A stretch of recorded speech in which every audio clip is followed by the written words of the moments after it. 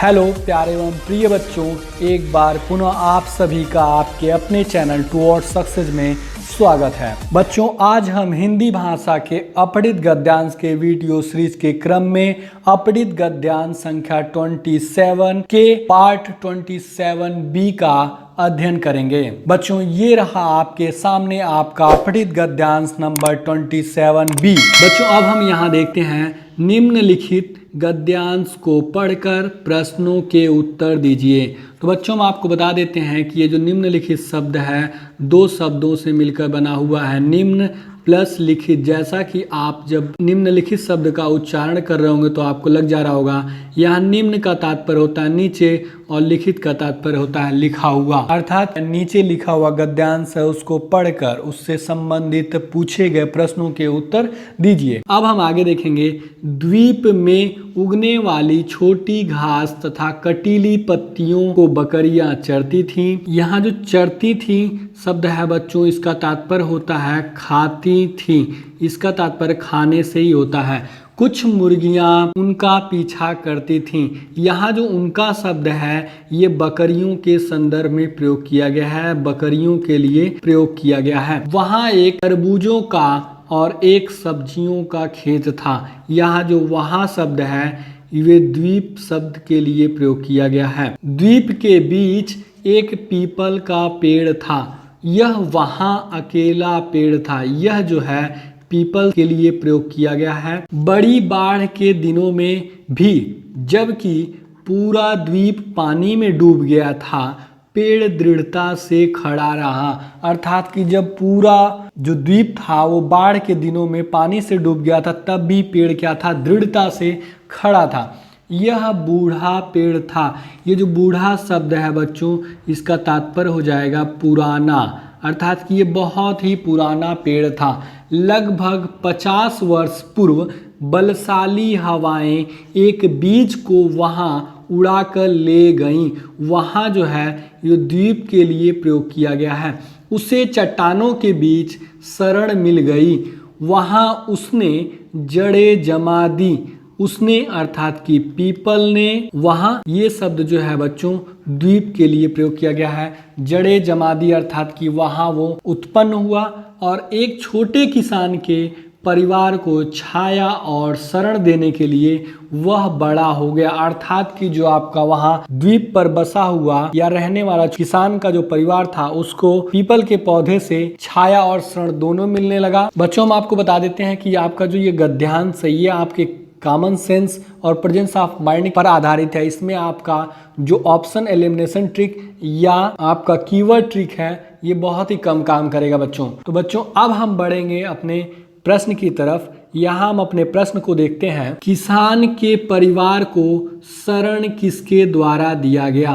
कटीले पौधों द्वारा, पीपल के द्वारा, नाविक के द्वारा, किसी के द्वारा नहीं। तो यहाँ एक आपका बच्चों हम बता देते हैं कि कीवर्ड क्या हो जाएगा, शरण शब्द हो जाएगा। अब हम बच्चों बढ़ेंगे अपने प्रश्न की तरफ और सही विकल्प का चयन करेंगे। वहाँ उसने जड़ें जमा दी और एक छोटे किसान के परिवार को छाया और शरण देने के लिए बड़ा हो गया। अर्थात कि जो आपका पीपल का पौधा था जब वो बड़ा हो गया तो उससे क्या हुआ, किसान के परिवार को छाया और शरण दोनों मिल गई। इस प्रकार आप देखेंगे आपका जो कीवर्ड था वो क्या था बच्चों, शरण शब्द था। अब इसी के आसपास हमारा क्या हो जाएगा, हमारे प्रश्न का उत्तर मिलेगा। तो हमारा प्रश्न था किसान के परिवार को शरण किसके द्वारा दिया गया या किसकी शरण में किसान का परिवार रहने लगा। तो आप यहाँ देखेंगे कि एक छोटे किसान के परिवार को छाया और शरण देने के लिए वह बड़ा हो गया। वह जो शब्द है बच्चों वो पीपल के लिए प्रयोग किया गया है। अर्थात कि जो पीपल था इसी के द्वारा आपके जो छोटा किसान है उसके परिवार को शरण दिया गया। इस प्रकार आपका जो प्रश्न संख्या 1 होता है उसका उत्तर आपको यहाँ से प्राप्त हो जाता है। बच्चों, अब हम बढ़ेंगे अपने प्रश्न की तरफ और सही विकल्प का चयन करेंगे। कटीले पौधों द्वारा नहीं, ये गलत हो जाएगा। पीपल के द्वारा, हाँ तो बच्चों आप जानते हैं कि जब पीपल द्वीप पर बड़ा हो गया तो उससे क्या होगा, जो किसान का परिवार था उसे छाया भी मिलने लगी और उसे शरण भी मिल गया। इस प्रकार से आपका जो प्रश्न संख्या 1 है उसका सही विकल्प क्या हो जाएगा, विकल्प बी हो जाएगा बच्चों। अब हम बढ़ेंगे अपने अगले और दूसरे प्रश्न की तरफ। किसे चट्टानों के बीच शरण मिल गई? तो हम आपको बता देते हैं बच्चों, यहाँ चट्टानों के बीच शरण मिलना, यही आपका क्या हो जाएगा, कीवर्ड हो जाएगा। मुर्गियों को, बकरियों को, तरबूजों को, पीपल को। तो अब हम बढ़ेंगे अपने गद्यांश की तरफ और अपने कीवर्ड के माध्यम से सही विकल्प का चयन करेंगे। यहाँ आप देखते हैं कि लगभग 50 वर्ष पूर्व बलशाली हवाएं एक बीज, यहाँ एक बीज है वो किसके लिए प्रयोग किया गया है? पीपल के लिए प्रयोग किया गया बच्चों। वहाँ उड़ा कर ले गई, वहाँ अर्थात कि द्वीप पर उड़ा कर ले गई उसे, अर्थात कि पीपल को चट्टानों के बीच शरण मिल गई। ये जो आपका चट्टानों के बीच शरण का मिलना था, यही आपका कीवर्ड था। तो चट्टानों के बीच शरण किसे मिला? उसे मिला, और उसे आप जानते हैं ये पीपल के लिए प्रयोग किया गया है। तो बच्चों इस प्रकार से आपका जो प्रश्न संख्या दूसरा होता है उसका उत्तर आपको यहाँ से प्राप्त हो जाता है। अब हम बढ़ेंगे अपने प्रश्न की तरफ और सही विकल्प का चयन करेंगे। आप विकल्प डी में देखेंगे बच्चों कि चट्टानों के बीच किसको शरण मिला था? पीपल को शरण मिला था। इस प्रकार से आपका जो प्रश्न संख्या 2 हो जाता है उसका सही विकल्प क्या हो जाएगा? विकल्प डी हो जाएगा। बच्चों अब हम बढ़ेंगे अपने अगले और तीसरे प्रश्न की तरफ। हवाएं किसे उड़ाकर ले गईं? पीपल के बीज को, तरबूज के बीज को, छोटी घासों को, कटीले पौधों को। तो बच्चों यहाँ आपका जो कीवर्ड हो जाएगा, हवाओं द्वारा उड़ाकर ले जाना ही क्या हो जाएगा? आपका कीवर्ड हो जाएगा बच्चों। इसी को हम क्या करेंगे? अपने गद्यांश में ढूंढेंगे और अपने सही विकल्प का चयन करेंगे। तो यहाँ आप देखते हैं कि लगभग 50 वर्ष पूर्व बलशाली हवाएं एक बीज को वहां उड़ाकर ले गईं। उड़ाकर ले जाना आप कीवर्ड था, और आप जानते हैं कि बलशाली हवाएं किससे उड़ाकर ले गई थी? एक बीज को, और वो बीज किसका था? वो बीज था बच्चों पीपल का। तो इस प्रकार आप देखेंगे आपका जो प्रश्न संख्या 3 हो जाता है उसका उत्तर आपको यहाँ से प्राप्त हो जाता है कि जो बलशाली हवाएं थीं वो पीपल के बीज को उड़ाकर द्वीप पे ले गई थीं। तो यहाँ है हमारा विकल्प ए, पीपल के बीज को। तो हाँ बच्चों यही आपका क्या हो जाएगा? प्रश्न संख्या 3 के लिए सही विकल्प हो जाएगा कि हवाएं पीपल के बीज को उड़ाकर द्वीप पर ले गई थी। तरबूज के बीज को नहीं, ये गलत है। छोटी घासों को नहीं, ये भी गलत है। कटीले पौधों को नहीं, ये भी गलत है। बच्चों अब हम बढ़ेंगे अपने अगले और चौथे प्रश्न की तरफ। यहाँ है हवाएं बीज को कहाँ उड़ाकर ले गईं? छोटी घासों के पास, तरबूज के खेतों में, द्वीप पर, समुद्र के किनारे। तो बच्चों यहाँ पर उड़ाकर ले जाना ही आपका क्या हो जाएगा? कीवर्ड हो जाएगा। और बीज को किसके द्वारा? हवाओं के द्वारा। कहाँ उड़ाकर ले जाया गया? अब हम क्या करेंगे? अपने गद्यांश की तरफ बढ़ेंगे और अपने कीवर्ड के माध्यम से सही विकल्प का चयन करेंगे। यहाँ आप देखेंगे यह बूढ़ा पेड़ था, लगभग 50 वर्ष पूर्व बलशाली हवाएं एक बीज को वहाँ उड़ाकर ले गईं। आप जानते हैं कि ये उड़ाकर ले जाना ही क्या था? आपका कीवर्ड था। और वो उड़ाकर कहाँ ले गई? अर्थात कि यहाँ स्थान पूछ रहा है। आप जानते हैं यहाँ लिखा हुआ है वहाँ उड़ाकर ले गई, अर्थात कि द्वीप पर उड़ाकर ले गई। आप जानते हैं ये जो वहाँ शब्द है द्वीप के लिए प्रयोग किया गया है। तो इस प्रकार से आपका जो प्रश्न संख्या 4 हो जाता है बच्चों, उसका उत्तर आपको यहाँ से प्राप्त हो जाता है। अब हम बढ़ेंगे अपने प्रश्न की तरफ और सही विकल्प का चयन करेंगे। तो यहाँ देखते हैं कि छोटी घासों के पास नहीं, ये गलत होगा। तरबूजों के खेतों में नहीं, ये भी गलत है। तो हवाएं बीज को द्वीप पर उड़ाकर ले गई थी जहां वह चट्टानों के बीच उसे शरण मिल गया था। इस प्रकार से आपका जो प्रश्न संख्या 4 का सही विकल्प क्या हो जाएगा बच्चों? विकल्प सी हो जाएगा। बच्चों अब हम बढ़ेंगे अपने अगले और 5वें प्रश्न की तरफ। यहाँ है पीपल के पेड़ के बड़े होने से किसान के परिवार को क्या लाभ हुआ या क्या फायदा हुआ? उन्हें छाया मिलने लगा, बकरियों को छाया देने के लिए उन्हें शरण मिल गया। उपरोक्त ए व सी दोनों, अर्थात कि ये जो उपरोक्त शब्द है बच्चों इसका अर्थ होता है ऊपर, अर्थात कि ऊपर दिया हुआ विकल्प ए और विकल्प सी दोनों।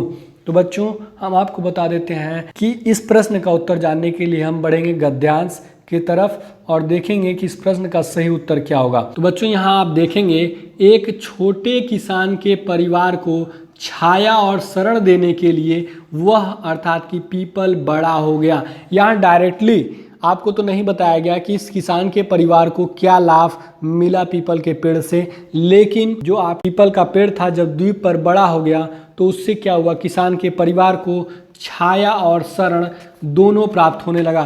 तो जैसा कि आप अपने विकल्प ए में देखेंगे कि उन्हें छाया मिलने लगा, ये आपका 5-1 हो जाता है और शरण भी मिल गया बच्चों। तो आपका जो विकल्प सी हो जाता है 5C यहाँ से प्राप्त हो जाता है। इस प्रकार से आप बढ़ेंगे अपने प्रश्न की तरफ और हम क्या करेंगे बच्चों, अब अपने सही विकल्प का चयन करेंगे। यहाँ हम देखते हैं कि पीपल के बड़े होने से अर्थात कि जब पीपल बड़ा हो गया तो किसान के परिवार को छाया भी मिलने लगा, जैसा कि आपके विकल्प ए में दिया गया है, और उन्हें शरण भी मिल गया जैसा कि आपके विकल्प सी में दिया गया। इस प्रकार से विकल्प ए और सी दोनों सही होगा, लेकिन आप जानते हैं बच्चों कि आप एक ही विकल्प का चयन करेंगे। तो आगे देखते हैं, उपरोक्त ए व सी दोनों, ये आपका विकल्प डी क्या हो जाएगा बच्चों, सही हो जाएगा आपके प्रश्न संख्या 5 के लिए, क्योंकि आपका जो विकल्प ए और विकल्प सी है उसको डी द्वारा क्या किया जा रहा है, समर्थन दिया जा रहा है। बच्चों अब हम बढ़ेंगे अपने अगले और 6वें प्रश्न की तरफ। पीपल का पेड़ पानी में नहीं डूबा क्योंकि वह बूढ़ा था, वह अकेला था, वह दृढ़ता से खड़ा था, वह चट्टानों के बीच था।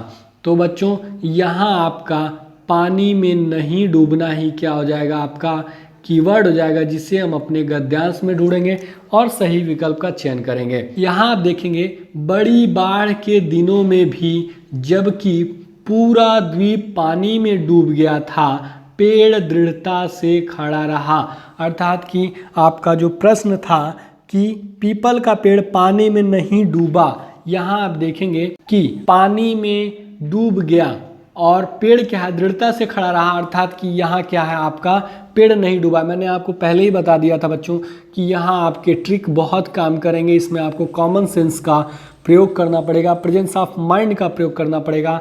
तो पेड़ क्या था, दृढ़ता से खड़ा रहा, अर्थात कि वो नहीं डूबा था तभी तो खड़ा था, वो डूब गया होता तो खड़ा ही नहीं रहता। तो इस प्रकार से आपका जो प्रश्न संख्या 6 हो जाता है उसका उत्तर आपको यहाँ से प्राप्त हो जाता है। अब हम बढ़ेंगे अपने प्रश्न की तरफ और सही विकल्प का चयन करेंगे बच्चों। यहाँ देखते हैं, वह बूढ़ा था, वह बूढ़ा तो था लेकिन ये कारण नहीं था कि वह पानी में क्यों नहीं डूबा, या वह अकेला था, ये भी गलत है। वह दृढ़ता से खड़ा था इसीलिए क्या हुआ, वो पानी में नहीं डूबा। बच्चों यही आपका प्रश्न संख्या 6 के लिए सही विकल्प हो जाएगा। बच्चों अंततः मैं आपको बता दूं कि आपका जो नवोदय विद्यालय प्रवेश परीक्षा होता है, कोई भी प्रवेश परीक्षा होती है या कोई भी परीक्षा होती है, उसमें एक गद्यांश से अधिकतम 5 ही प्रश्न पूछे जाते हैं। लेकिन आपके अपने चैनल टुवर्ड्स सक्सेस द्वारा एक गद्यांश से बनने वाले हर संभावित प्रश्नों को लेकर आया जा रहा है, जिससे आप अधिक से अधिक अभ्यास कर सकें और अपने लक्ष्यों की प्राप्ति कर सकें। प्यारे बच्चों, अब इसी के साथ आपका आज का क्लास समाप्त होता है। हमारी आपकी मुलाकात फिर कल अगले वीडियो में होगी। My dear and loving students, यदि आपको हमारा यह वीडियो पसंद आया हो तो वीडियो को लाइक एवं शेयर जरूर करें। यदि आपके मन में किसी प्रकार का प्रश्न हो या हमारे लिए कोई सुझाव हो तो नीचे कमेंट बॉक्स में कमेंट जरूर करें एवं हमसे जुड़े रहने के लिए आपके अपने चैनल टुवर्ड्स सक्सेस को सब्सक्राइब अवश्य करें। वो पास में बने इस बेल आइकन को जरूर दबाएं, जिससे आपको हमारे हर एक नए वीडियो का नोटिफिकेशन मिलता रहे। A lot of thanks for watching this video.